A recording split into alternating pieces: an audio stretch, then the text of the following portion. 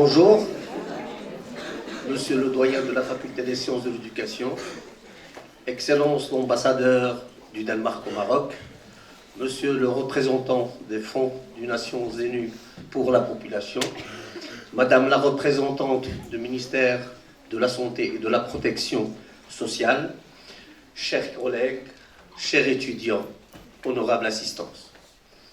C'est un grand plaisir de nous réunir aujourd'hui au sein de la Faculté des sciences de l'éducation, relevant de l'Université Mohammed V de Rabat, pour célébrer l'éducation à la santé à travers la première édition du cycle de forum Éducation au service de la santé, organisé par notre faculté en partenariat avec l'ambassade du Danemark, le Fonds des Nations Unies pour la population et le ministère de la Santé, sous le thème « Santé des jeunes et des adolescents, s'éduquer pour mieux se protéger ». Conscient de l'importance de l'éducation à la santé au milieu universitaire, notre faculté n'a cessé d'encourager les initiatives permettant à nos étudiants d'accéder à l'information et à la connaissance relative à leur santé et à leur bien-être.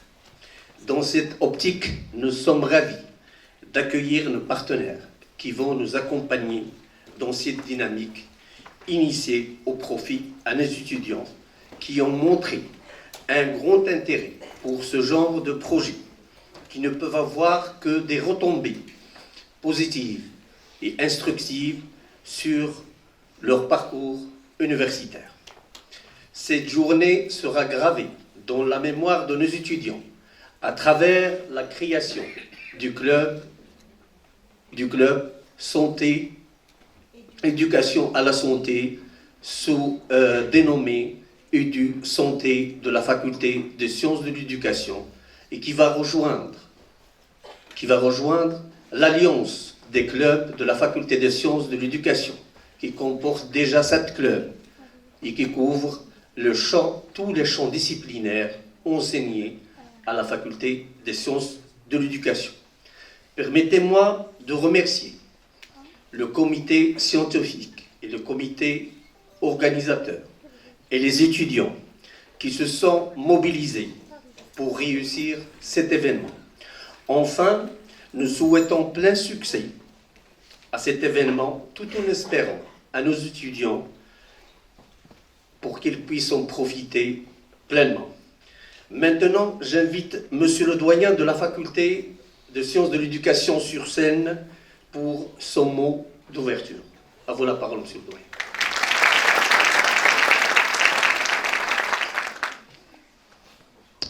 Merci, Monsieur Tarkawi.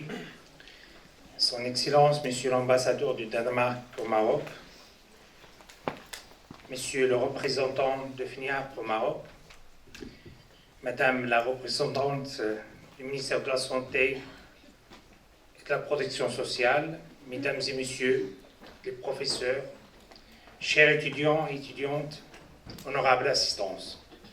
J'ai le grand plaisir d'être parmi vous aujourd'hui pour participer à la cérémonie d'ouverture du cycle de formation, de conférences et d'activités dédiées à l'éducation et à la promotion de la santé des jeunes et des adolescents, organisé par notre établissement en partenariat avec le ministère de la Santé, l'ambassade du Danemark et le Fonds des Nations Unies pour la population au Maroc. La première édition de notre cycle de forum à la Faculté des sciences de l'éducation sur le thème Santé des jeunes et des adolescents représente une avancée importante en termes d'éducation et de la recherche. Cet événement très enrichissant pour les enseignants-chercheurs et surtout significatif pour nos étudiants bénéficiaires directs de cette initiative innovante qui vise à renforcer l'éducation à la santé. Je tiens à exprimer mes vifs remerciements et félicitations à nos partenaires de cette remarquable initiative pour la confiance qu'ils ont placée en nous et dans l'organisation de cet événement. À cette occasion, Je souhaite également féliciter le comité d'organisation et de coordination de notre établissement, Mme Bouchra Haddourhou, M. Darkawi et M. Hassan Yarkoubi, pour leurs efforts considérables dans la réalisation de ce projet ambitieux. Mesdames et messieurs, l'implication active de nos étudiants, visible dans la création du club e-santé dédié à l'éducation à la santé, leur engagement dans l'atelier de sensibilisation à la santé des jeunes et l'organisation de l'éducation santé, Educatom, santé et bien-être des jeunes, démontrent une dynamique remarquable. Leur leadership avisé et leur approche innovante sont précieux pour la réussite du projet en éducation à la santé. Il est donc capital de continuer à les motiver, à promouvoir leur esprit d'initiative et d'innovation afin qu'ils puissent prendre en main leur santé et leur bien-être de manière proactive et efficace. Le lancement avec nos partenaires, le cycle de forums et d'activités dédiées à l'éducation à la santé et à la promotion de la santé dédiée à l'éducation et à la promotion de la santé des jeunes et des adolescents témoignent de notre intérêt pour ce domaine essentiel. Nous sommes heureux d'établir ce nouveau cadre de partenariat qui soutient le développement et la promotion de la santé universitaire. Ce partenariat initie des actions éducatives ciblant la prévention, la sensibilisation et le suivi de la santé des étudiants. Nous espérons que cette collaboration nous aide à améliorer les conditions éducatives et sanitaires de nos étudiants, accroître notre compréhension des stratégies et de sensibilisation et d'éducation de la santé. Enfin, je tiens à remercier nos partenaires pour leur précieux soutien dans cette belle initiative et à féliciter nos étudiants pour leur rôle actif dans ce projet d'importance. Je souhaite le meilleur pour les sessions de formation de notre cycle de forum et vous remercie pour votre attention.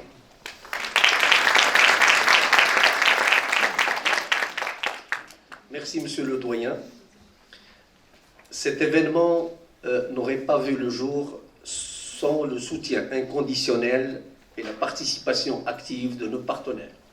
Je suis honoré d'inviter Son Excellence l'ambassadeur du Danemark pour prononcer, prononcer son allocution. À vous la parole, Monsieur l'ambassadeur.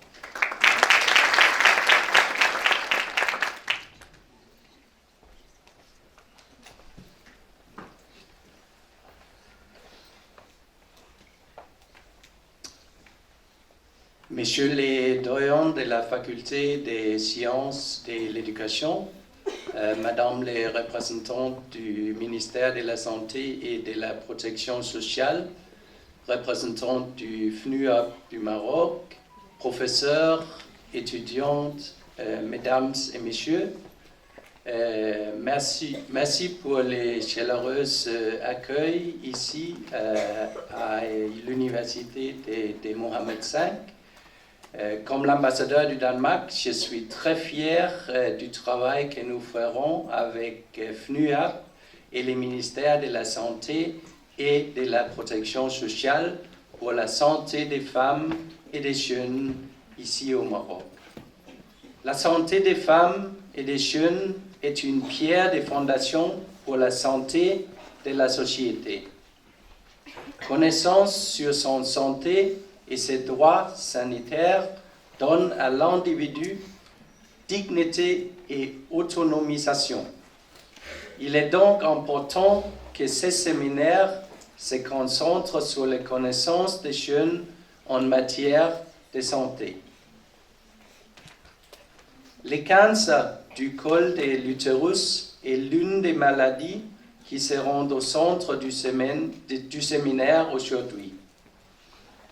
Les maladies comme cancer utérinaire ont en effet pour milliers de vies tous les jours. Mais il y a des possibilités pour prévention. L'éducation à la santé vise à donner aux jeunes les savoir-faire pour prendre soin à la même santé. Ce n'est pas seulement une question de bien-être, même si c'était très important. C'est aussi une question d'avoir les compétences nécessaires pour prendre la responsabilité pour son futur. Les jeunes sont les acteurs les plus importants d'engager. Ils sont en rôle stratégique parce qu'ils sont la clé pour la future. Les jeunes peuvent diffuser les nouvelles informations et sensibiliser sur les problèmes modernes au sein des familles, des communautés et entre les amis. Permettez-moi de partager l'expérience du Danemark vis-à-vis de la prévention du cancer du col utérin. Au Danemark, nous avons travaillé pour la prévention du cancer du col utérin depuis les années 2000. En 2006, on a commencé une campagne de vaccination pour les jeunes femmes et hommes contre le virus VPH. Cet vaccin fait partie du programme de vaccination des enfants au Danemark depuis 2009. Nous avons protégé plus de 4100 jeunes depuis 2012. Danemark a le but de vacciner au minimum 8 sur 10 des jeunes contre le virus VSP chaque année. Et nous avons surpassé ce but depuis 2018. En 2021, la première étude danoise montre que l'incidence du cancer du col de l'utérus a été réduite jusqu'à 86% chez les femmes qui ont reçu le vaccin contre le VSP avant l'âge de 20 ans par rapport aux femmes non vaccinées. C'est juste un exemple de santé préventive qui vaut la peine d'être partagé et qui montre qu'on peut faire quelque chose pour prévenir le cancer. Nous ne sommes pas impuissantes, nous sommes puissantes. Et qui montre le rôle très important des jeunes et leurs parents qui ont pris aussi la responsabilité pour prévenir le cancer où il est possible.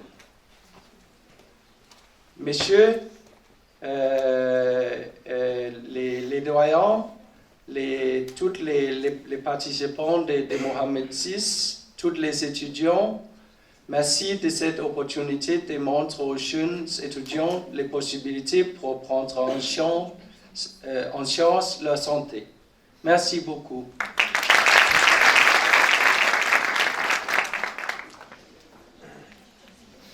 Merci, Votre Excellence. Maintenant, j'invite Monsieur le représentant des Fonds des Nations Unies pour la population à prononcer son mot.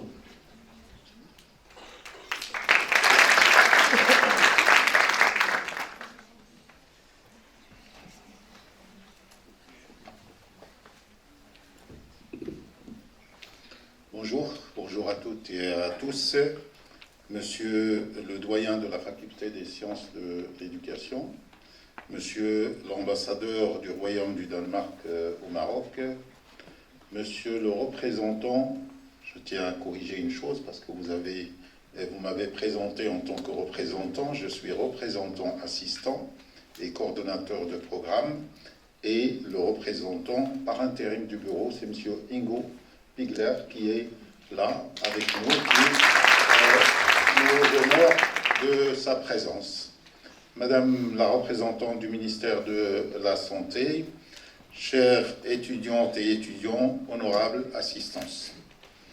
C'est pour moi un grand plaisir que celui de représenter le Fonds des Nations Unies pour la population à l'ouverture de cet atelier, à la fois hautement intéressant de par la thématique sur laquelle il se penche, la santé des jeunes, et fort prometteur de par la diversité et la complémentarité des domaines de spécialisation du public qu'il rassemble.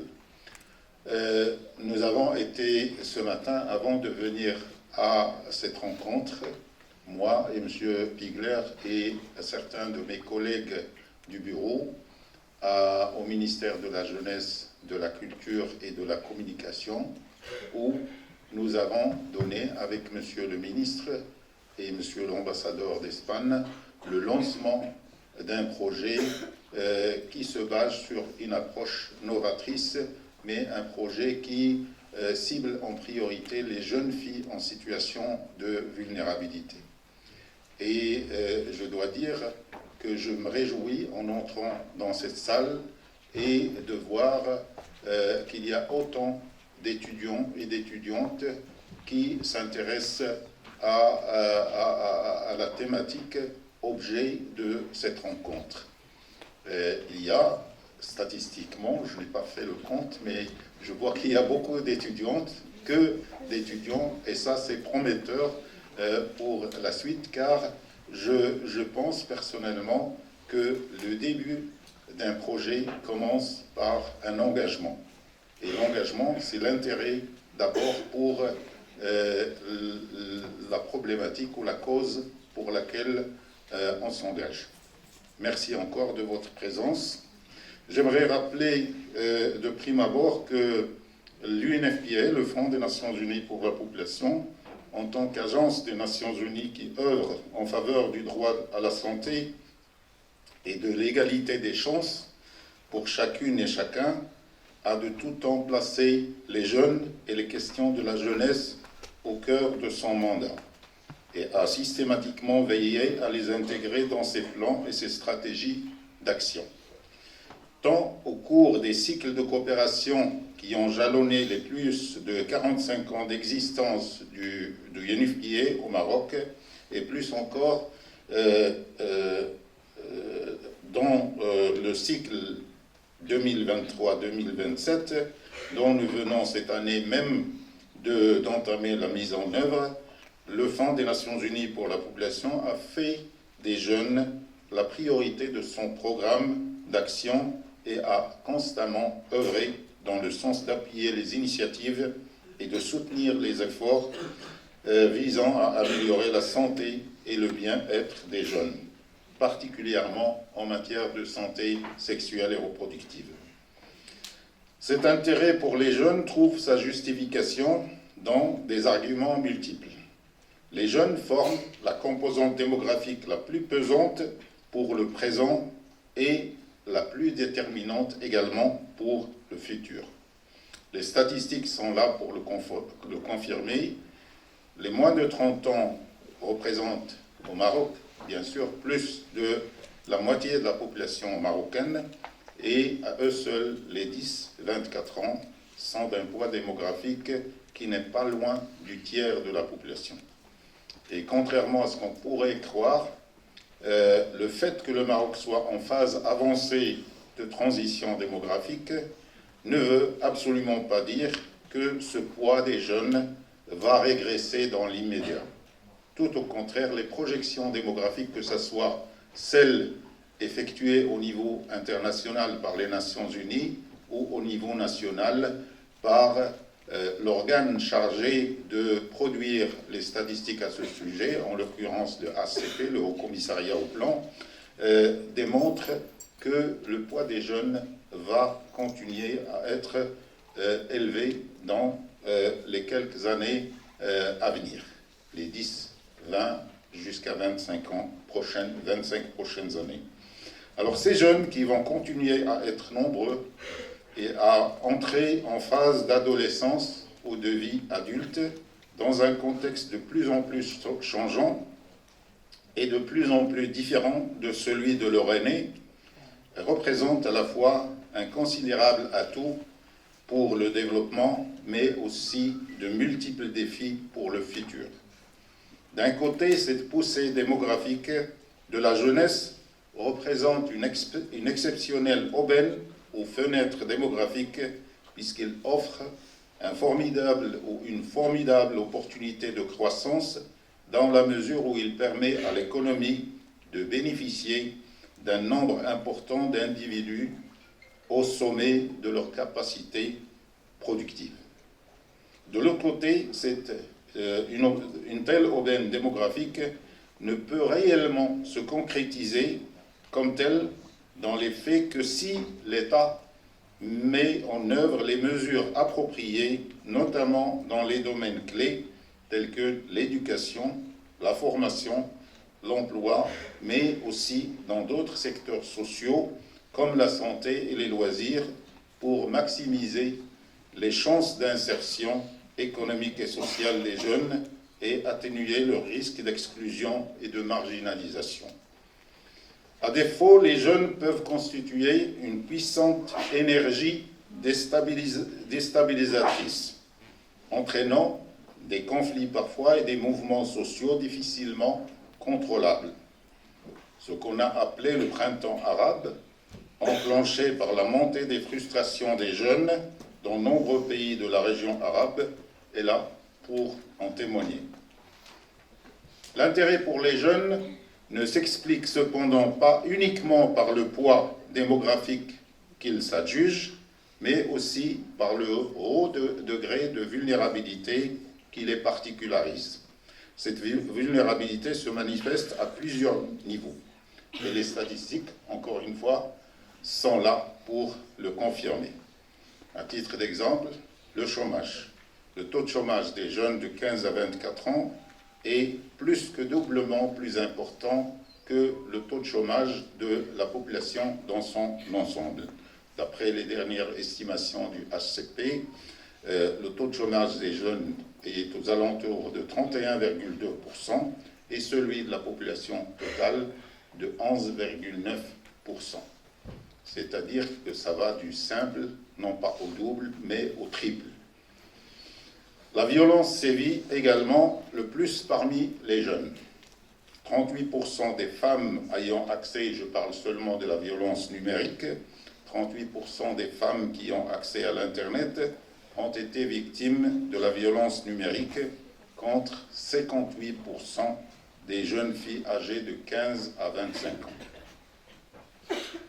Les rapports sexuels hors mariage sont de plus en plus précoces et de moins en moins protégés, comme l'indiquent certaines enquêtes CAP, les enquêtes connaissances, attitudes et pratiques conduites au Maroc. Également, ces enquêtes sont sorties avec le constat que les grossesses non désirées, les avortements à risque sont également de plus en plus fréquents parmi les jeunes filles. Autant donc d'indicateurs et de constats qui convergent tous à indiquer le haut degré de vulnérabilité des jeunes. Encore faut-il préciser qu'il ne s'agit là que les indicateurs que j'ai donnés, il ne s'agit que de moyennes nationales et que cette vulnérabilité atteint des normes parfois fort inquiétantes lorsqu'on s'intéresse aux catégories de jeunes qui sont les plus exposées à l'exclusion et à la marginalisation. C'est dire combien les jeunes sont vulnérables et combien les inégalités sont à la fois prégnantes et conséquentes parmi ces jeunes. Ces jeunes, outre les défis qu'ils posent, présentent malgré tout un potentiel productif qui peut engendrer un dividende démographique de nature à générer un décollage économique et à accélérer la marche vers le développement durable si, bien sûr, les conditions nécessaires sont réunies et si les mesures adéquates sont prises pour assurer une véritable inclusion et une réelle participation de cette force productive que représentent les jeunes. Pour cela, ces jeunes doivent être à la fois bien formés et suffisamment informés pour à la fois faire les bons choix et être compétitifs sur le marché du travail.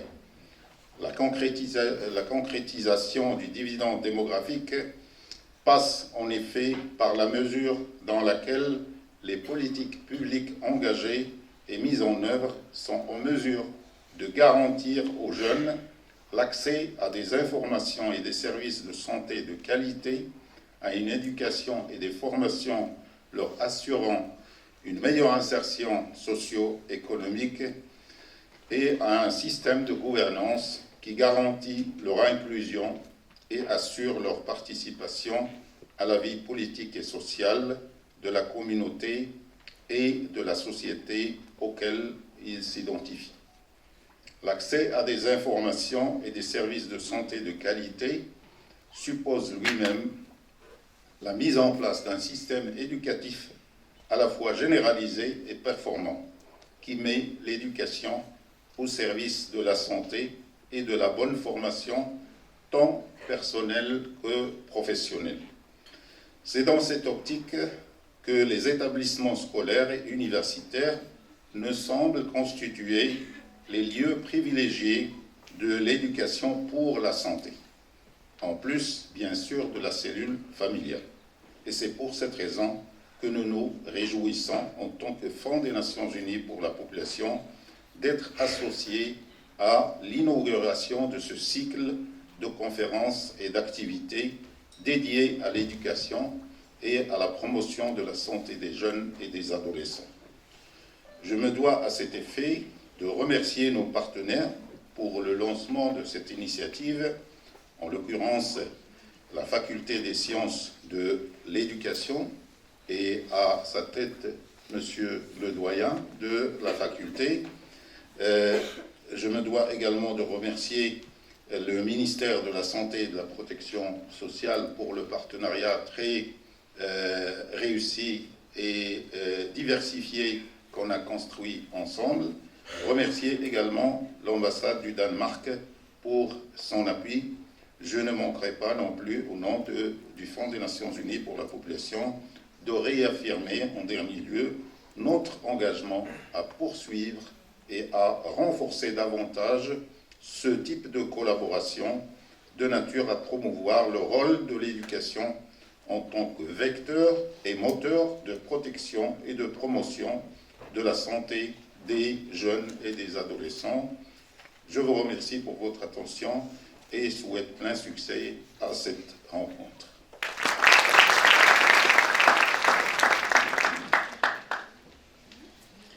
Merci, monsieur. Donc, maintenant, j'invite madame la représentante du ministère de la Santé et de la Protection sociale.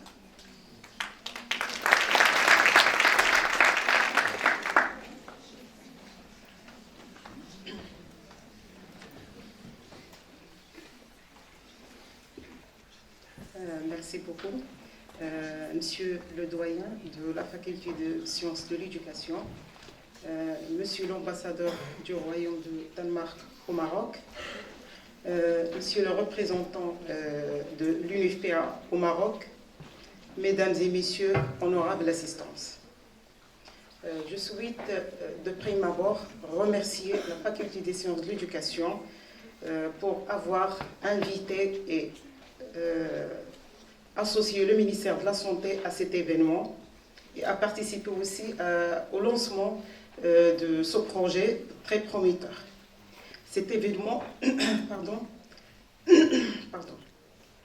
cet événement qui témoigne d'une détermination à travailler dans une approche intersectorielle qui est focalisée sur la promotion du rôle des étudiants en tant que relais pour qu'ils puissent accomplir le rôle qui leur est attribué dans la promotion de leur propre santé. Chose qui va sûrement avoir des retombées qui sont très positives sur leur santé et leur bien-être futur. Mesdames et messieurs, cibler la thématique de promotion de la santé et d'éducation à la santé chez les jeunes concrétise la détermination de notre pays à répondre aux besoins de cette frange de la population conformément aux engagements pour les conventions et pactes internationaux relatifs aux droits humains et envers l'agenda de 2030. Il s'inscrit aussi dans l'adhésion aux principes énoncés par les conférences et événements internationaux.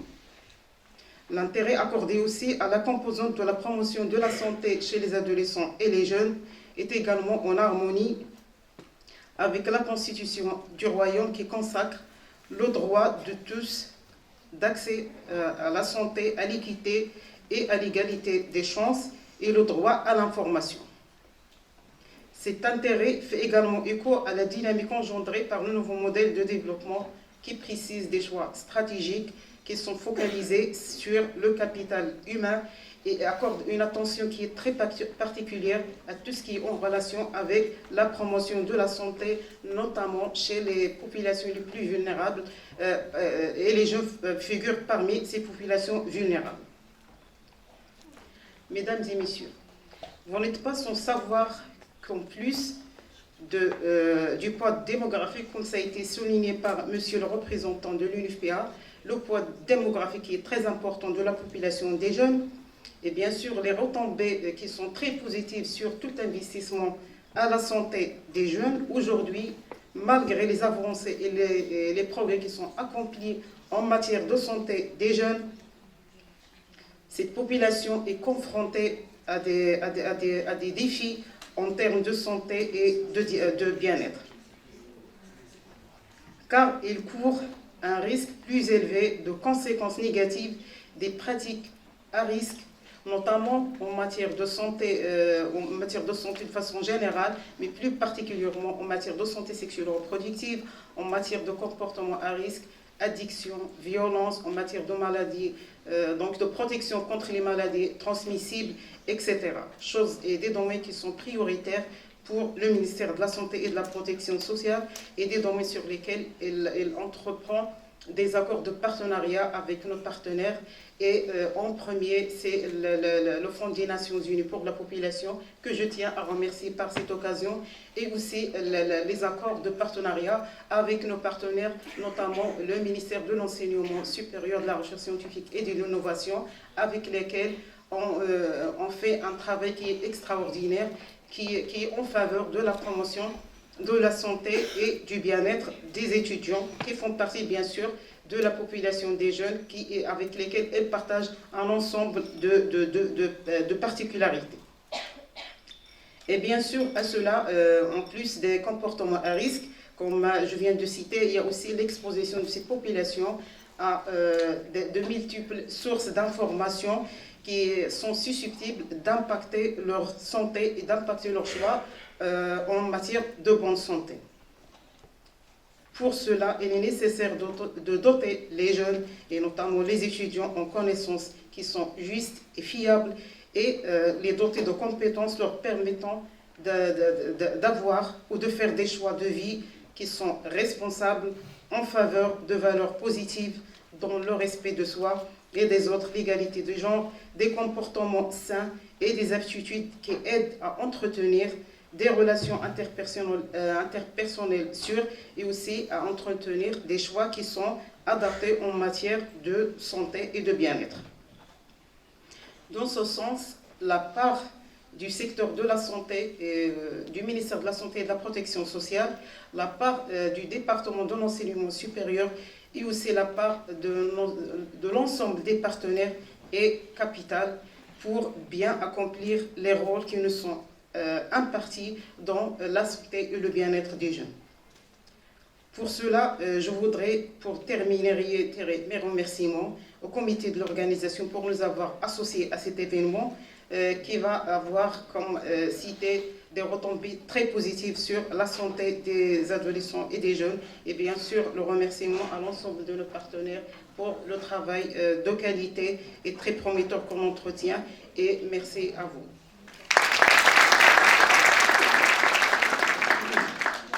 Merci Madame la représentante du ministère de la Santé et de la Protection sociale. Mesdames et Messieurs, permettez-moi de remercier Monsieur le doyen de la Faculté de Sciences de l'Éducation qui nécessite de nous encourager à réaliser des activités au profit de nos étudiants. Je remercie aussi Monsieur le secrétaire général qui est, je dirais, l'homme de ces activités. Aussi, j'aimerais bien remercier nos étudiants pour leur mobilisation, pour la réussite de cet événement.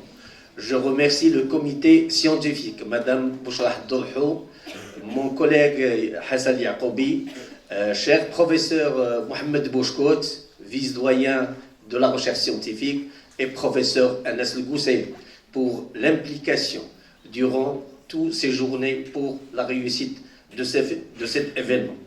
Et avant de clôturer cette cérémonie d'ouverture, permettez-moi, mesdames et messieurs, de vous inviter à une pause café offerte à votre honneur.